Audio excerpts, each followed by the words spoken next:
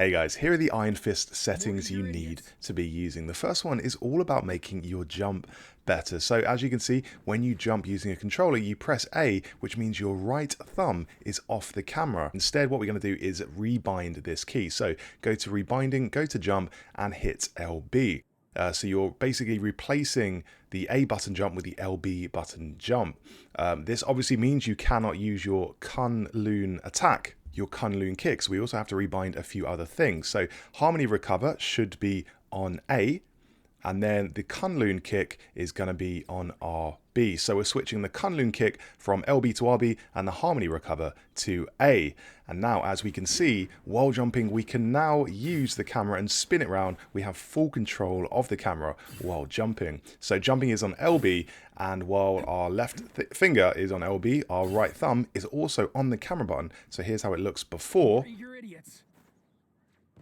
And here's how it looks afterwards. Much, much better. A great improvement. And yeah, for Iron Fist, jumping is really core to how he works. You get you get a triple jump, which is basically 4 jumps because you jump and then you jump 3 more times. So you can jump 4 times as Iron Fist, and the ability to use the camera while jumping is absolutely crucial. The downside of this is harmony recover is now on A, which means you briefly have to take your thumb off the camera to use your harmony recover. So when you press A with your right thumb, your thumb is momentarily off the right stick, which controls the camera, but that is fine because when you do harmony recover, you won't really need the camera that much. You're presumably going to do it in a corner, safe from danger, so you don't really need to use the camera that much, whereas with jumping you're using it all the time, so being able to control the camera is really, really crucial. Next up, this is the hold to climb setting. So go into the settings, and what you want to do is turn off hold to climb.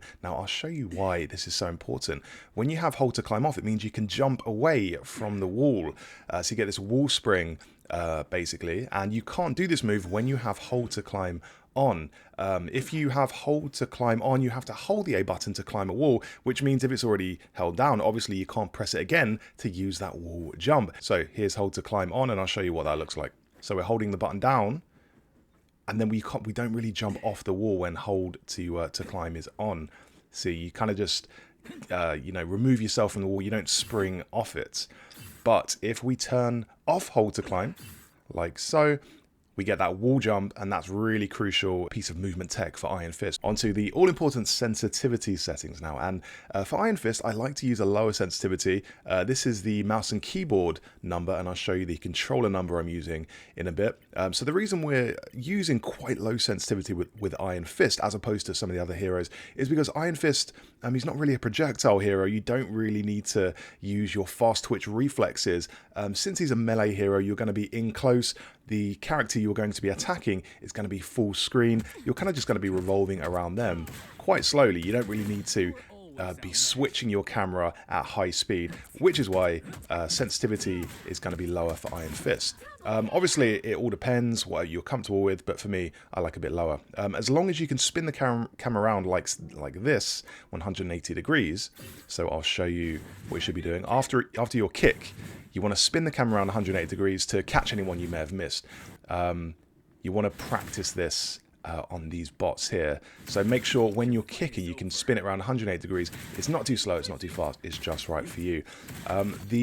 The benchmark I like to try this on is one of the faster characters like Black Panther. So if Black Panther darts in and he gets behind you, you want to be able to spin your camera around so you can track the likes of Black Panther, fast characters like this without any issue. So make that your benchmark and set your sensitivity accordingly, but for me, I like to use a lower sensitivity. And while on this kick, let me show you something really, really cool. So if you aim your kick towards the ground, you'll only go 50 meters, but there's a way you can actually double the distance using this kick. So again, using this marker, we're going 50 meters aiming straight ahead or aiming down at the ground. If we aim towards the sky, look where we ended up, double the amount. This crosses 30 meters. If we aim at the kick into the sky, we double the distance from 15 to 30, and this is insane. I love the distance, and you can actually add even more distance onto this using your triple jump or a kick. Add any move onto this and chain it, and you can get way more distance. Just aim up into the sky.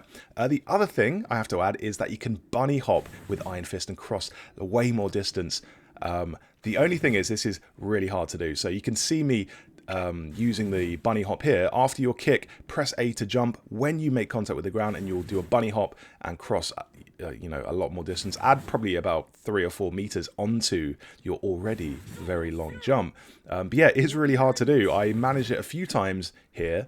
But I can't really consistently pull this off. So if you can pull this off consistently, let me know. Again, aim up into the sky with your kick and then press A to jump just when you hit the ground, and you will do a bunny hop. But yeah, it is pretty hard to do. So let me know how you get on with that. All right, these are the aiming settings for Iron Fist. These are the ones I like to use. So we've done the sensitivity, and now for the aiming, obviously go down to combat and then go down to advanced, hit that plus button.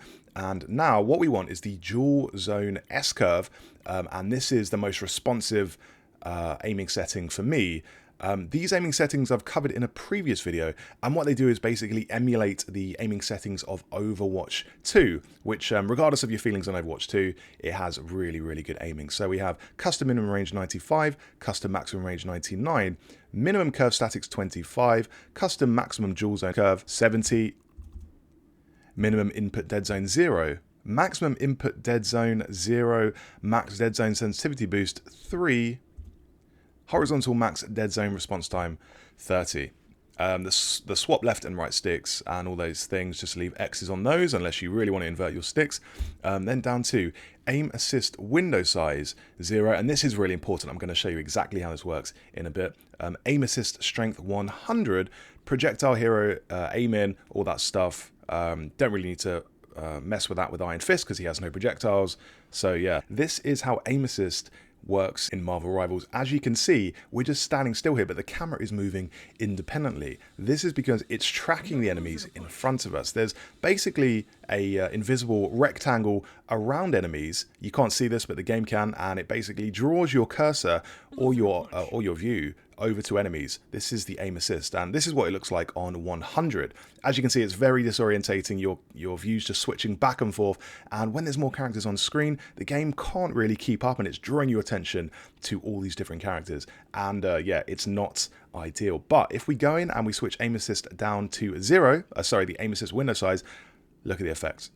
Much less imposing effect here, much more subtle. Your view is slightly being drawn towards the enemies, but not enough to really make you lose control of them, lose track of them. And this is how I like to use it.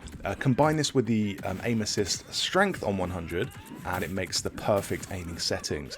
This goes not just for Iron Fist, but all the characters in Marvel Rivals. So again, aim assist window size down to 0, but aim assist strength on 100, because we want the aim assist there. We want it to have as much effect as possible. We just want the window size to be smaller, so that kind of attraction over to the enemy kicks in at a much smaller point in time. Onto the cursor now, and for many people this has a massive effect. This is the reticule code for the cursor, which I'll put in the description of this video. But what we've got here, as you can see, is a red cross. First of all, turn off reticule animation, because look how distracting that is. We want to have the reticule nice and steady on the screen. We don't want any jarring effects. And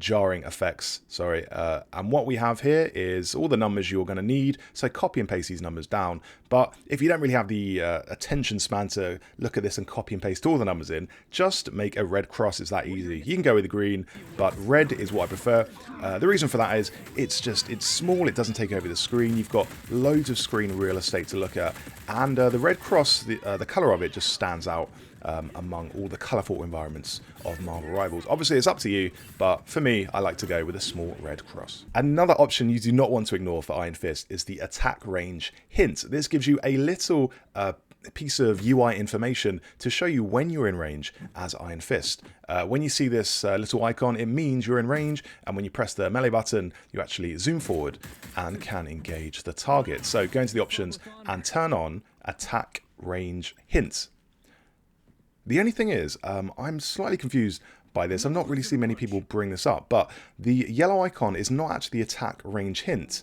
The attack range hint is a kind of red highlight around the character, which you can see it's like so. The thing I'm confused by is the fact this red outline kicks in when you're really near the character, at which point you're always going to be in range for an attack.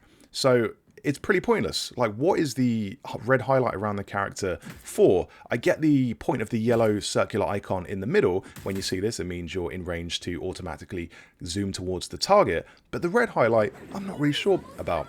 Because, again, when you see it, you're already in range for a melee, you're in range for your primary attack. So what does it even do?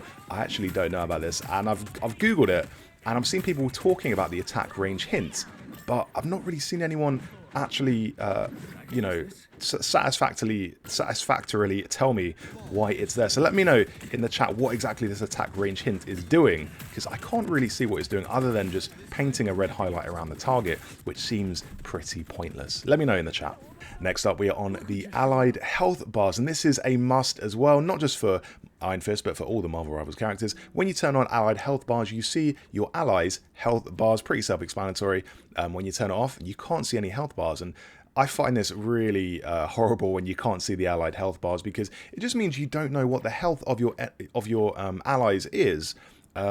And the effect of that is you don't know whether you're going to run into battle and everyone's going to abandon you and try and heal up, or if you're going in with a fully healed team, at which point you're going to stand a lot more success. So it really helps to know the exact health bars of your allies before, you know, diving into any fight. And just on the topic of knowing more about your allies, I also like to go into the sound settings and turn on announce when a teammate is KO'd. Again, it just helps to have more information about your team, especially knowing when they're KO'd, because it means you know the exact makeup of your team. If you've got one teammate currently alive, or if you've got all of them, it really helps to know. Also, on the topic of sound, go up to the audio settings and go to focus. Focus is a mix which enhances your own sound feedback while highlighting the most immediate threats, according to the description. So this is the best one for competitive play, I think. It's not as cinematic as the other ones, like the explosions are a bit damper, but it shows you exactly what you need to hear, such as enemies who are nearby, what kind of damage they're doing, and all of that stuff. So I like to use the focus mix. Again, not just with Iron Fist, but with all of the heroes in Marvel Rivals. So there we go. Those were all the settings I recommend using for Iron Fist to have the best experience possible, get all those KOs, and up your win rate as much as possible. So let me know if you have anything to add to this video. Like, are there any settings I missed to make playing as Iron Fist even better? Do let me know down in the comments. Thanks so much for watching, and yeah, subscribe to the channel for the next Marvel Rivals guide.